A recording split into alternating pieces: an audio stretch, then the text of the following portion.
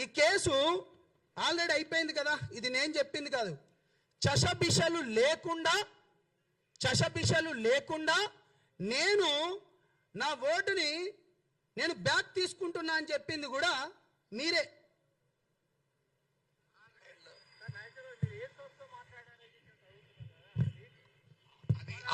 నేను చేసిన comments already withdraw చేసుకున్నాను. జనసేన పార్టీ దాన్ని ఆహ్వానించింది, తన క్యాడర్ కూడా విజ్ఞప్తి చేసింది ఇంకేమీ మాట్లాడకూడదు, ఇది ముగిసిన అధ్యాయం అని.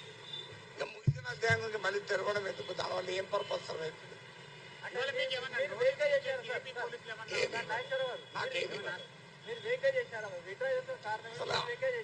అంటే విడుదల ఉపసంహరించిన వ్యాఖ్యల పైన నేను మాట్లాడాను.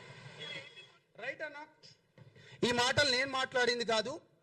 చషబిషలు లేకుండా నేను నా వాక్యాలను వెనక్కి తీసుకుంటున్నాను, ఇక పైన నేను దీనిపైన మాట్లాడను అని చాలా క్లియర్గా పెద్ద మనిషి, వయసులో పెద్దవాడు, ప్రొఫెసర్గా కూడా చేసి రిటైర్మెంట్ అయిన వాడు ఒక వ్యక్తి ఒక పార్టీ పైన తన వాక్యాలు వెనక్కి తీసుకుంటున్నానని చెప్పిన మనిషి కొంతమంది చిల్లర బ్యాచ్గాళ్ళతోని ఏ విధంగా పెడతారు మీరు ప్రెస్ మీట్? అక్కడ మీరు ఏ విధంగా పెడతారు ప్రెస్ మీటు?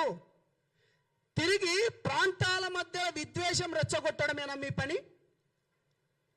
లేకపోతే ప్రాంతాల మధ్యలో చిచ్చు పెట్టి మీ వెనక ఎవరున్నారు, ఎవరితోని మాట్లాడిస్తున్నారు? ప్రొఫెసర్ నాగేశ్వర్, నేను నిన్ను నాగేశ్వరరావు గారు అనను, పవన్ కళ్యాణ్ గారిని నువ్వు ఏకవచనంతో ఎప్పుడైతే పిలిచినావో నువ్వు నీ మర్యాద కోల్పోయినావు.